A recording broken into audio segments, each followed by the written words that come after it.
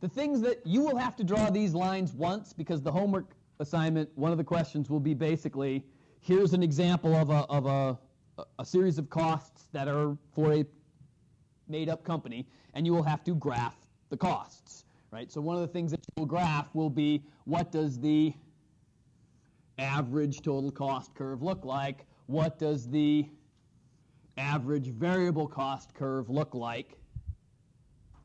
And I should be slightly more careful in drawing these curves, because the key here is realizing that this special curve we drew through here, which is called the marginal cost, this intersection should always be the minimum of your average total cost and the minimum of your average variable cost. All right, that's sort of the definition of what marginal cost is. The math behind that is difficult to see without getting some nasty formulas on the board, and so I'm going to ask you nicely to just believe me. True. But I never said this was an ethics class, so it's okay. So the other line that I drew last time was the average fixed cost line, and I'm not even going to draw that this time because you don't need to ever draw that one, okay? You're okay with that one. Again, the idea behind these curves, right? These curves are representing the average cost, and that at some stage you hit a minimum when it comes to producing. It depends, of course, on how you have built your business, right? If you are building a business where you are building everything by hand and you are the only employee, this minimum value may be something like 1 unit per week, right? I mean, if you're an artist, right, and you're doing paintings, it take a lot of time, dive into the painting, and maybe every line takes you 20 minutes to do, and so may only take you a week to do this. Now, if you're a company that is mass producing something, the minimum cost is usually driven by the size of the factory that you have built, right? So if you've built a factory that has, that's meant to have 200 or 300 workers and produce 7,000 units of something per week, this minimum cost will probably be met exactly where you're at. Now, so this quantity of output, maybe it's 7,000 units. Again, please realize that this is units of output. This is not workers, right? The number of workers it takes to produce this output is a totally different number based on whatever your costs of labor are and all that other kind of crap.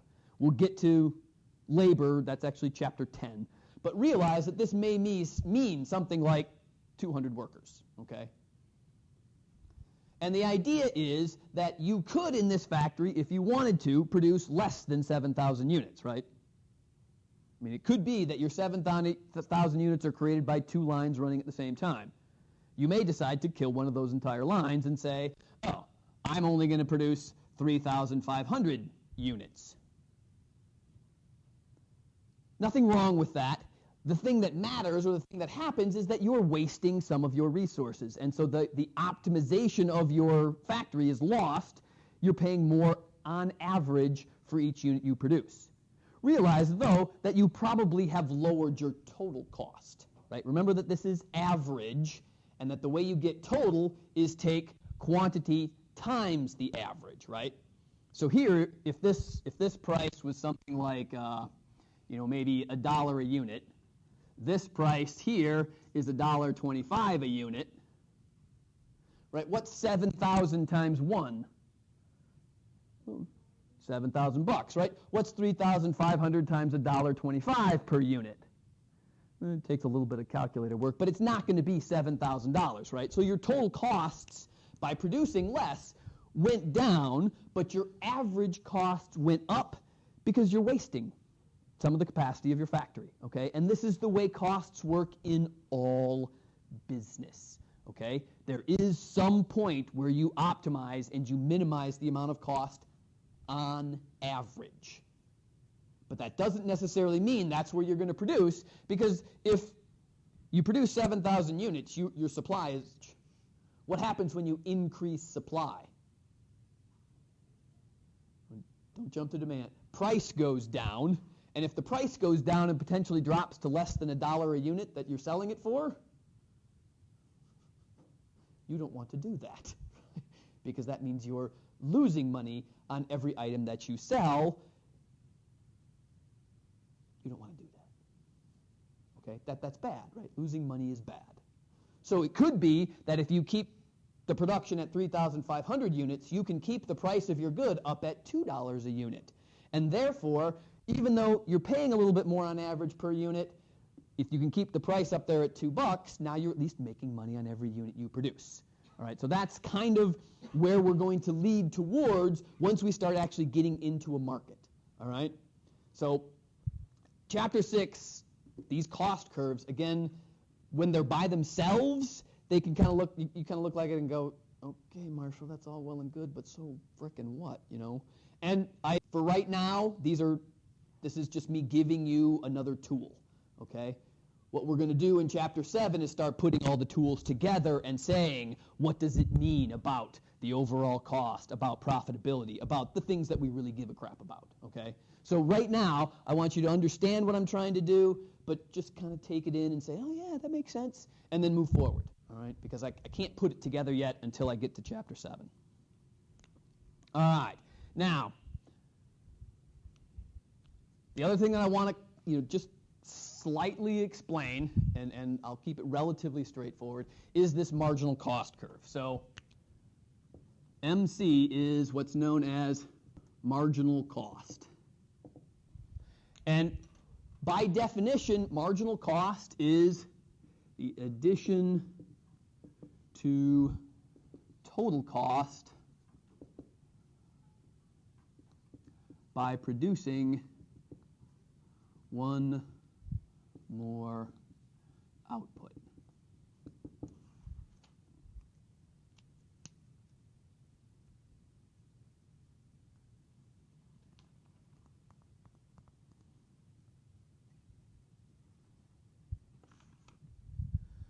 And what I want to point out is that the reason why marginal cost intersects at this minimum point of the average total cost is exactly because of this definition, okay?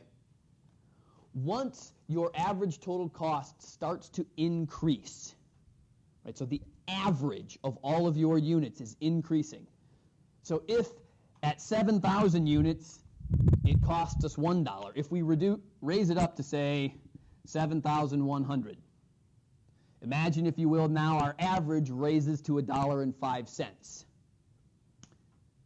That doesn't mean that the last unit, the 7,100th unit, cost $1.05. What it means is that on average, all of them cost $1.05. And in order to get the average up, what does the cost of that 7,100th one have to do? It has to be a lot more than the $1 that it was back over here, right? Because it's got to bring not only the price of itself up, but the average of all the other ones with it. So it's got to go up and drag 7,000 other units up an additional 5 cents. That's why that number has to be so much higher, and why the marginal cost will always shoot way up, right? Once you get past the capacity of production in your factory, I mean, imagine, if you will, this is meant to have two lines running for 8 hours a day. Can you produce more than 7,000 units if you want to? Sure, you can start a second shift, right? But what do you have to do when you start a second shift? You got to hire. What do you have to do on top of it when you hire those people to work second shift?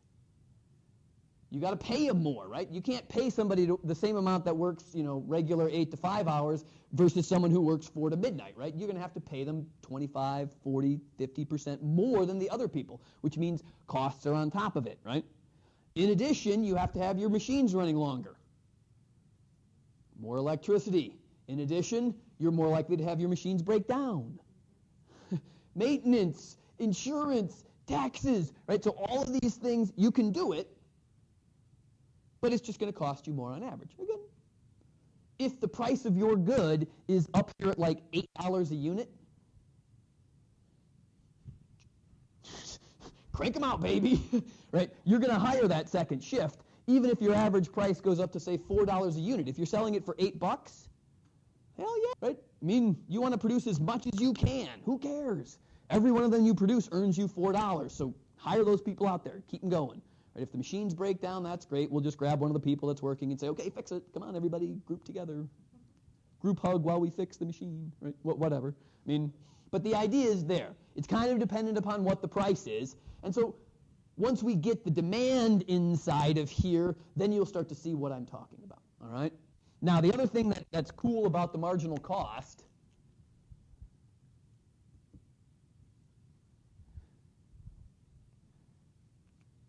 if you just look at the line, what does it look like?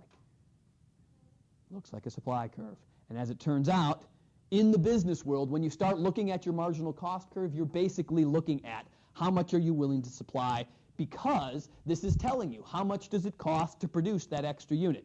If the price is more than that extra unit, you produce it. If it's not, you cut yourself off. All right, so marginal cost and supply will always be the same. In general, when I give you a graph like this, I give you the picture myself, I will only write marginal cost up here. You guys need to know that marginal cost and supply are the same thing, okay? So keep that straight. All right. Make sure I don't miss anything. Okay, so this is all, should have prefaced this all.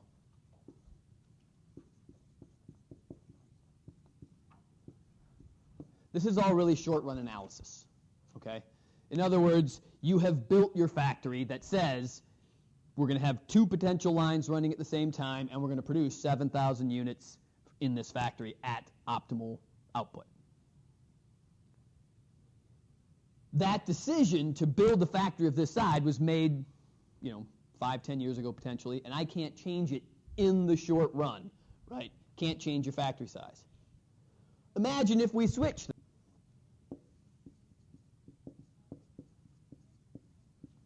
And we want to move to the long run. When you start talking about the long run, again, the time differences between these things, think of the short run as real time and the long run as fantasy time.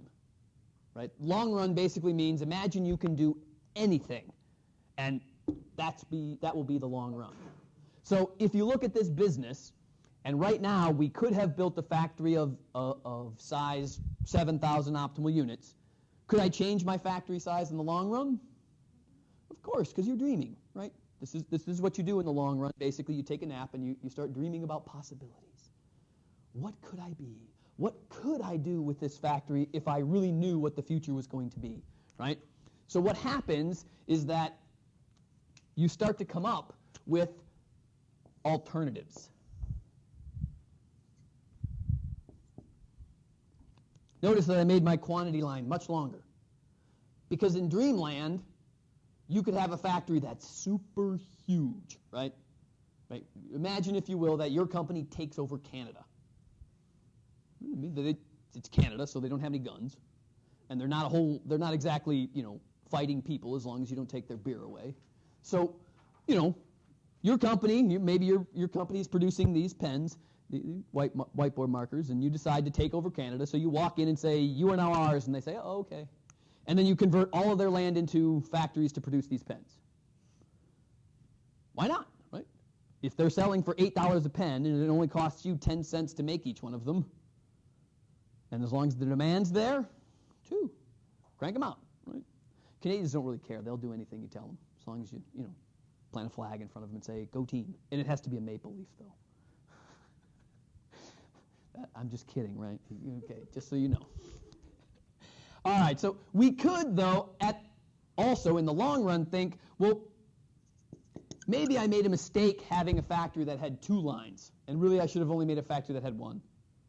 Because having those 2 lines in there, there's more maintenance, there's more people, there's more labor cost. Those people turn out to, when you got 2 lines, people talk across the line, they don't do their work. And you're noticing that, right? Your managers come in and they say, well, that 4th guy along the assembly line, he's always talking to the 3rd guy on the other assembly line behind him, and they're constantly talking about, Hockey? Oh, yeah, because it's Canada. So you're like, well, crap, I really shouldn't have built that second line. Or if I built the second line, it should have been an entirely new factory so that the lines couldn't talk to each other. They wouldn't know that the second line is actually always smells bad and the first line always smells nice. For whatever reason, there's air fresheners on that side, but not on the other. Whatever, right? So you may think that we could have changed our factory and said, okay, let's instead move it such that there is just one line, and our average total costs, right, our minimum up here is something like, $2 a unit, right? And this is, you could produce anywhere from 3,500 to maybe 8,000 or 9,000, right, if you ran 2 or 3 shifts on that one line. When you doubled your size, right, again, your line is similar, but now your average costs start to go down a little bit. So this is the 3,500 one, this is the 7,000 one, and your average costs now drop a little bit, down to this, $1.50 or something like that. Because as you produce a bigger line or a bigger factory, you can start getting better deals when you go to buy your raw materials, right? One of the things that you do when you buy raw materials is you buy in bulk. What do companies do when you buy bulk? They give you a discount, right? So that makes your costs go down, right? So your average costs start to plummet. You could say, well, what happens if I made one that was 10,000 units long? Right? So maybe you had 3 lines, or maybe 2.5 lines or something like that. And again, here's your average cost curve for that one.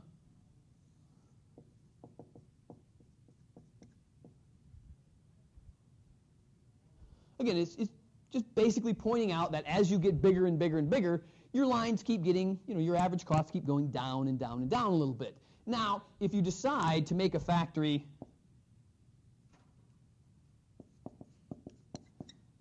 or a whole group of factories that are going to produce 50,000 units in a week, at some stage, you quit losing this benefit, right? You get so big that you can't reduce your average costs. Think about it from this perspective, right? If you're having 2 or 3 different factories produce all of these products, you have to keep all the factories on the same line, right? So what do you have to do? Like once a week, you have to have a meeting with all of the managers of the 3 different factories. You'll have to sit down in the same room and have a discussion saying, here's what demand is, here's where the price is, here's how much we're going to produce this week. And by definition, folks, meetings waste money. But you have to have it, right? Because you need the 3 factories to know what are we all doing, right? Where are all of our raw materials, right? Because you've got one central hub where you put all your raw materials that you're going to use to make whatever it is that you make, and you have to ship them to them, and that costs money. And at some point, if you've got 9, 10, 12 factories open, how many additional meetings do you have to have, right? So as you start to get bigger, maybe and that's a really bad line. Let me fix it. Have it minimum right there, but here's your average total costs at $50,000 units per year, right? Because now you're missing out on all of those nice bonuses for having 3 people. Everybody knows what everybody else is doing, so you don't have to necessarily have meetings. But once you get 15 or 20 factories, it just doesn't work. All right? So the idea then is you come up with this kind of a graph, right? So someone generates this for you saying, here's what your costs are going to be if you want to produce different levels of output. And theoretically, you should really do this at the beginning of your business cycle, but most people don't like to dream in the beginning. They just like to survive. And so they do this because this is what the contractor pitched to them the first time. They only gave them one option. Once you have money, or once you know you have money, and the contractor comes back with one option, you say, no, I need more options. And so he comes back with 3 other ones, saying, here are 3 other options you could do, right? You could go smaller, you could go bigger, you could go frickin' huge, right? And it's your choice, right? It's up to you as to which one you pick. Now, let's imagine that you do the analysis, or you pay me to do the analysis for you, and I say, well, you should really want to produce 30,000 units, per week or month or year, or whatever our time frame is. If I tell you that, what size factory are you going to build based on these curves?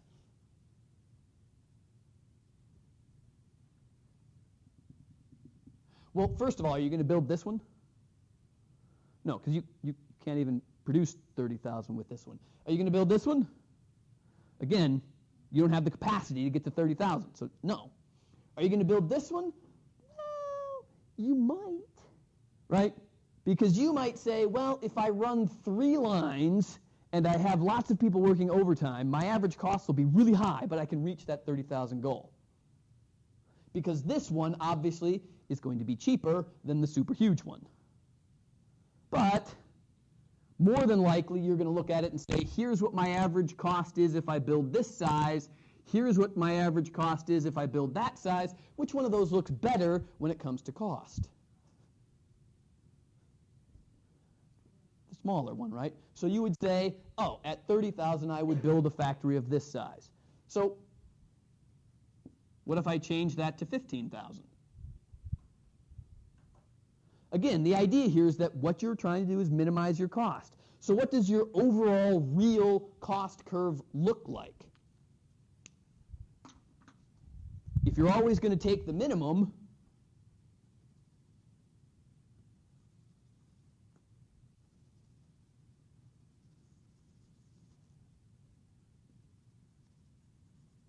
this is what your average total cost curve looks like, right?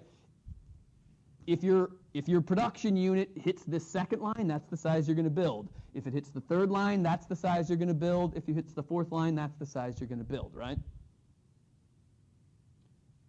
Now, let's take it a step further and say, well, what happens if instead of getting 4 options, we get 10 million options? Maybe the contractor comes back, and every time he gives you one, you're like, I need more. So he comes back again, he says, I need more. And he's like, whatever. I mean, if you're a total jerk, you could do that to a contractor. And if he really thinks he's going to make money off of you, what's he going to do? He's just going to crank out some more. Most of these guys, this kind of a graph that they're going to generate, they're doing it with a computer anyway. So all I have to do is add more input and say, print. Here's 50 options. You come back and say 100. He's like, fine, jackass, 100, print. Here's 100, right? But the question then is, what does the curve start to look like when you start getting more little hoops in there? So instead of having them all be little humps as you go along, the idea is that this progression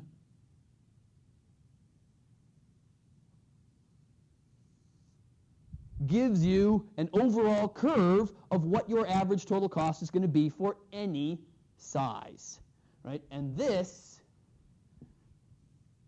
is what's called the long-run average total cost curve. So long-run average total cost, or as I have labeled over there, LATC. It's the of an infinite number of short-run curves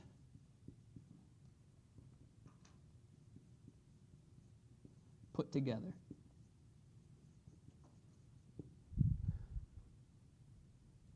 So basically the long run is saying take the short run and slap it out as far as we can go, and we'll get this relative curve that represents all of the minimum points that we would get for all of our short run average total cost curves. And again, based on whatever you think your output should be, you'll say, ooh, I want a factory of that size. All right, now, that graph's kind of messy, so let's get one that looks nice.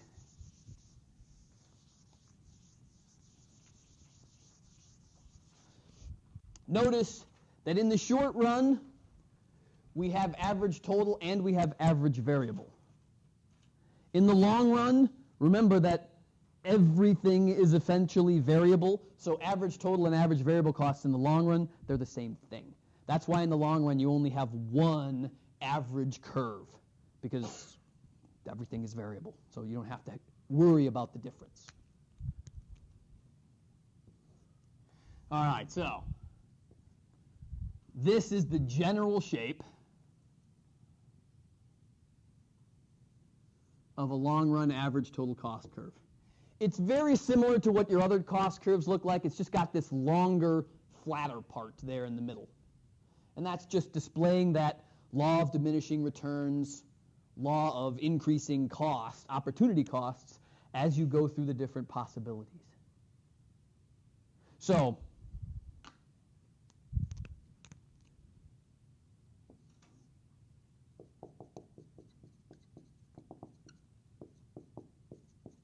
one of the things that you will sometimes hear when you're listening to economic news is this wonderful phrase called economies of scale. All right, this is a very classic economic phrase, and businesses use it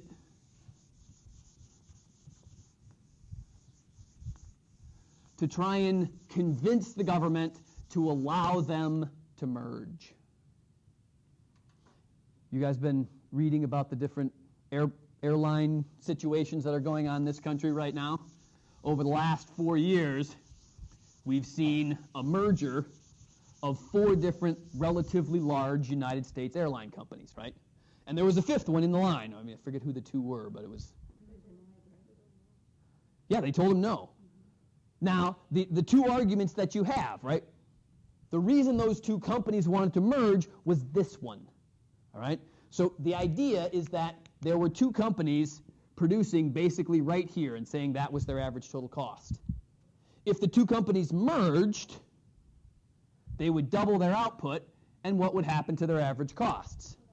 It would go down. Now, again, think why they go down. Right? You've got 2 companies, US Air and Northwest, whatever the 2 of them are, right? In order to have a company, you have to have CEOs, CIOs, CFOs, CBOs, CWOs, CXOs, CMOs, CNOs. I don't even know what any of those are, but but you have to have one of all of those, right? When the 2 companies merge, you have 2 of each. So what do you do with the extras?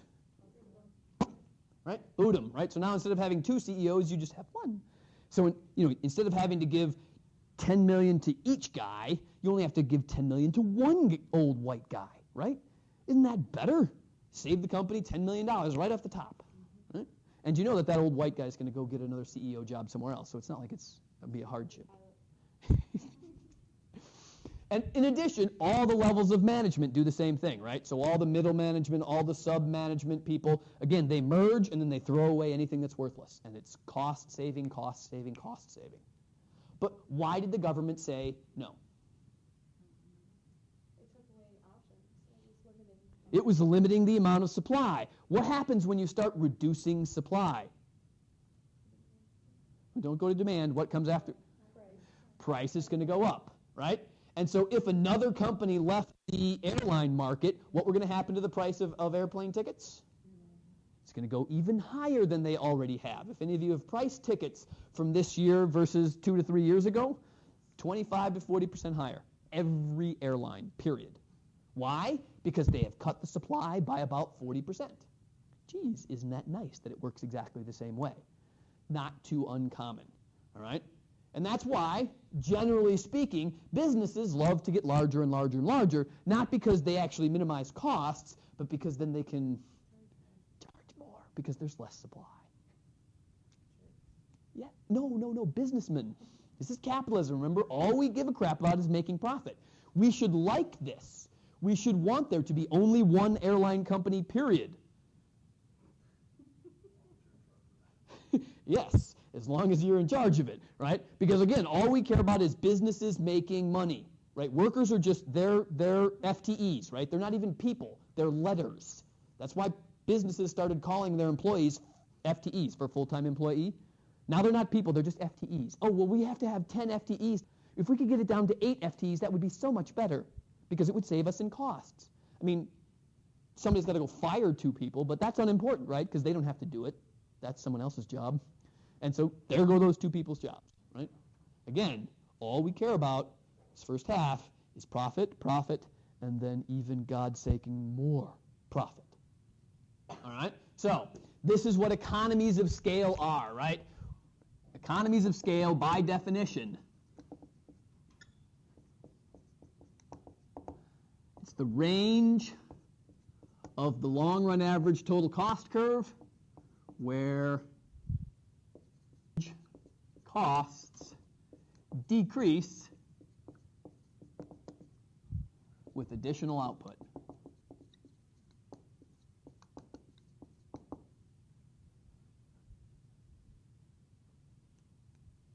Basically, it's the gains of specialization, right? As a company gets bigger and bigger and bigger, their average costs tend to go down because people are specializing in specific units that are necessary for that business. As they specialize, they're more efficient, they're more effective, they cost less. It does not translate to higher wages, it just translates to lower costs. And if you look at any of the wage analysis over the past 20 years of this country, you will agree. All right, so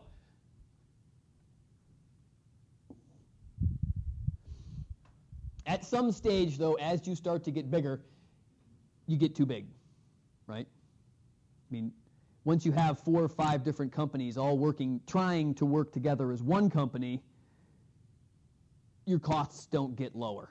They just can't because there's just too many people. And the more people you have, the harder it is to keep them all on the same page.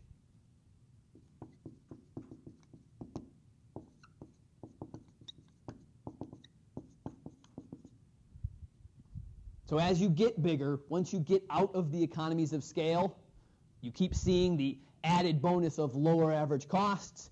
Then you get into what's constantly referred as the constant returns to scale, and that's where basically the average costs don't get bigger, but they also don't get smaller, right?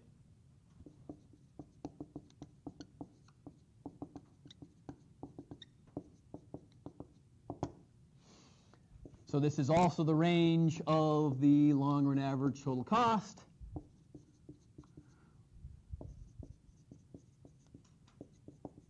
Where average costs stay fixed as you grow.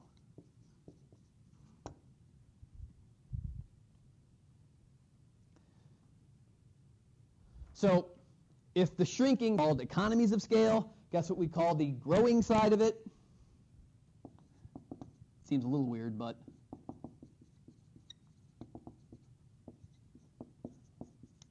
the opposite of economies of scale is the diseconomies of scale.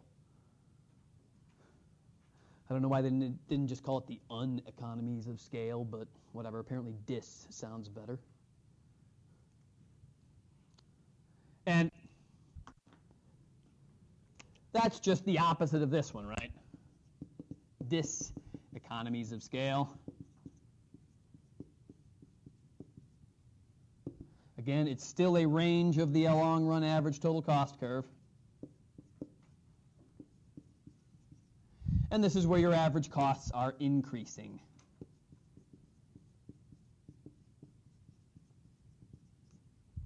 As you grow.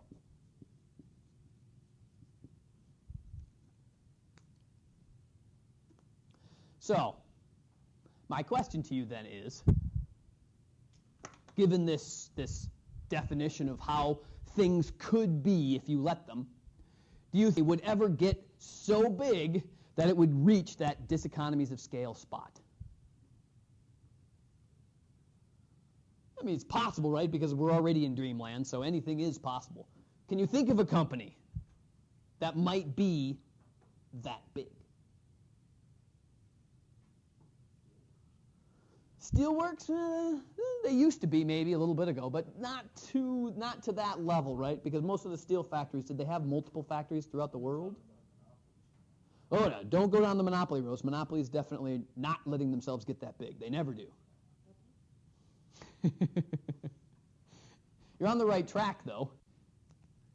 The example that I like to use, well, there's 2 really good examples, but the one that I like to use most of all, IBM. IBM produces, or essentially produces, business solutions. Whether those business solutions are consultant fees, their programming fees, their hardware fees, they do all of it, okay? IBM started in the 20s. The 30s probably is better. After the Great Depression ended, so more like the 30s. Started creating the first business consultancy, right?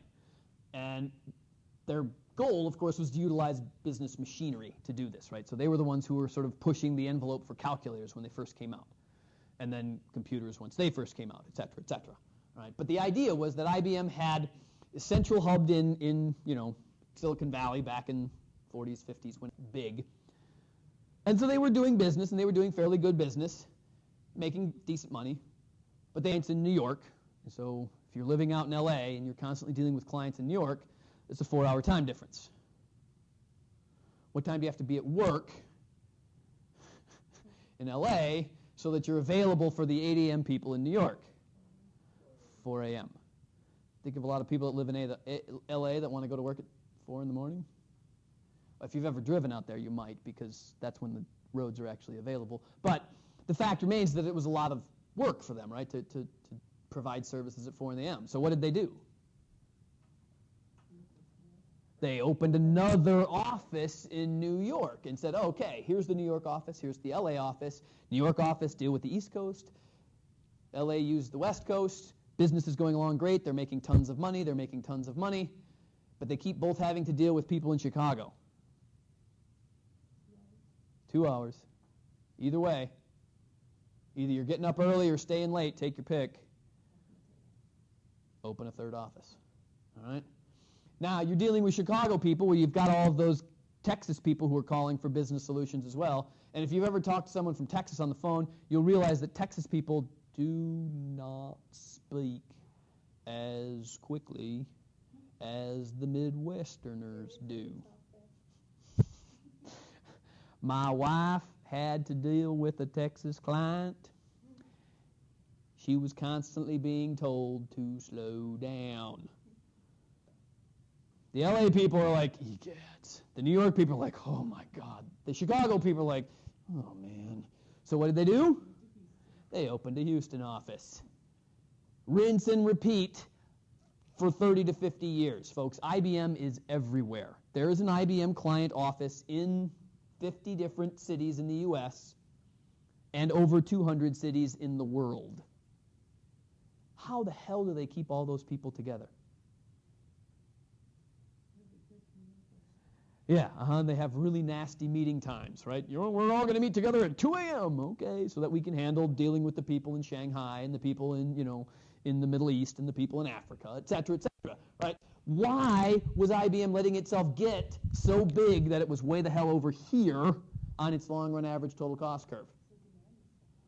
Yeah, price, right? These are their costs. We don't see how much money they're making, right? What was the price of their services that they were providing? That was how much they were charging. I mean, are you going to keep growing if you see that kind of a profit margin? Hell yeah! And of course, you're going to open up something in Japan. You're going to open up something in China. You're going to open something in South Africa. I don't care where you are. If you've got enough customers there, there's a client office there, right?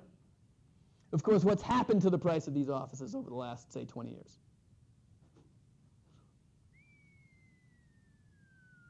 Right? They've probably gotten down to this stage where having all of these extra IBM offices is not cost effective. Guess what IBM's been doing?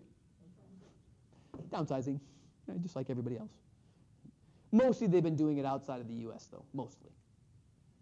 Not entirely, though, all right? Okay, so long-run average total cost, though, just realize that it is dreamland, but it's also planning land, right? When you are going to open up your business, you're going to have to decide, basically, how much your average costs are going to be. How many people are you going to hire? What's going to be the average cost to, produce shoes or make dinner, right? If you're going to run a restaurant, whatever, right? All of those things have to be conjured into your business plan so that you can open the right size factory, the right size store, the right size restaurant, whatever you want to do. All right? All right, so those are your long run curves. The other example that I like to use, sometimes it kind of depends on how ornery I'm feeling, but the other example that I like to use, other than IBM,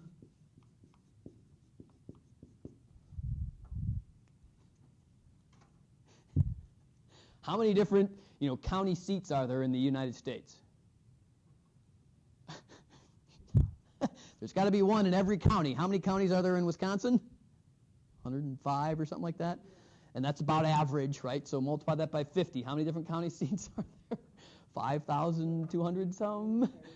They all have to follow the same laws set by the national government. How well do you think they all do that? Well, somehow I doubt that Texas enforces the same laws that Minnesota does, that Montana does, that Washington does. They all have the same base, but are they all on the same page? Well, again, there are lots of other examples that are probably out there that you could use, but those are kind of my two favorites. All right, and this sets us up. This sets us up for all of our cost analysis. Most of what we will be dealing with in this class are these short run curves, right?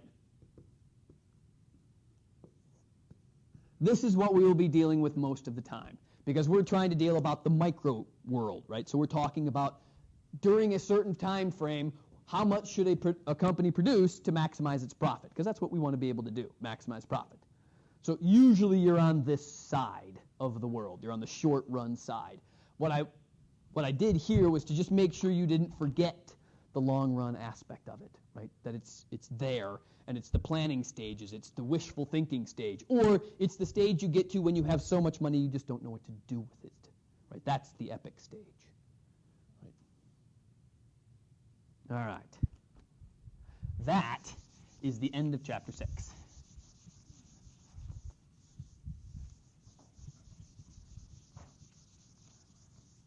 So before I forget, so the homework for chapter 6, 3, 4, 6, and 8. What page are those on? 27 and 28.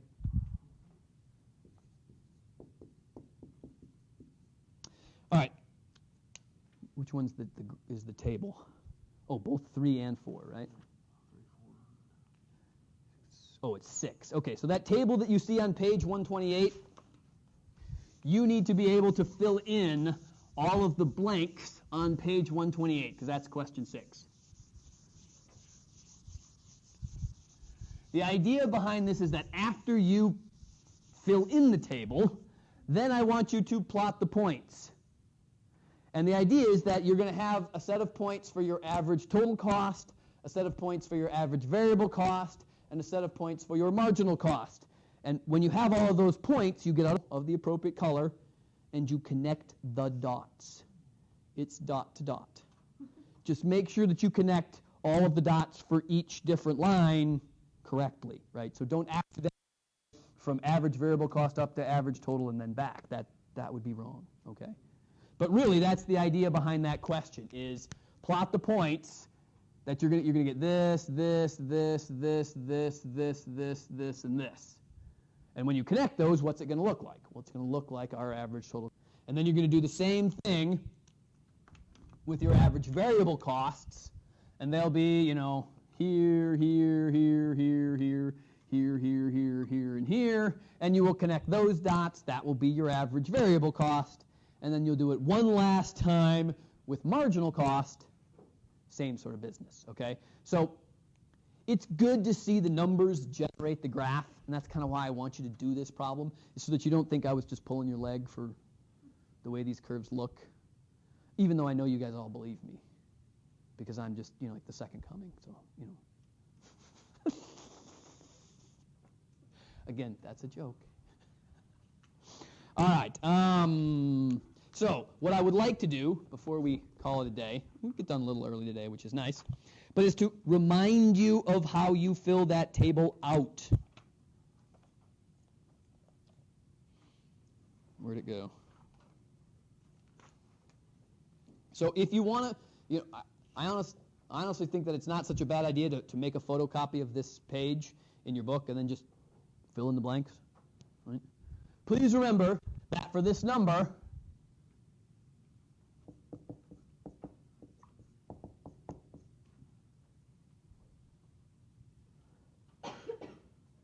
all right, they have given you total costs and technically fixed costs on every row. Even though it doesn't look like they've given you the fixed costs on every row, when you know what the fixed costs are, what are they always? The same thing, because they're fixed. That's why you call them fixed. Just making sure. Please remember that the way you calculate average total cost is to take your total cost and divide by the quantity. Please realize that the quantity is the same as total output.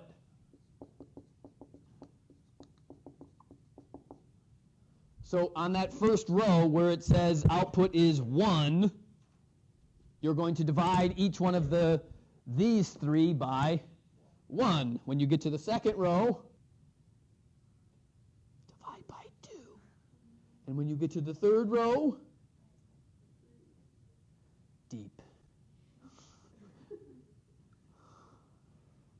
Feel free to round to pennies or dollars or whatever. It'll all work out in the end either way. So if you're anal like me and you have to round to the nearest penny, that's cool. If you're not as anal as I am and you round to the nearest dollar, that's fine too. Okay, don't sweat the rounding. All right. The thing about marginal cost, right? Remember, what's the definition of marginal? How much added cost do you get from producing one more unit? How did we calculate marginal product, right? So workers' output.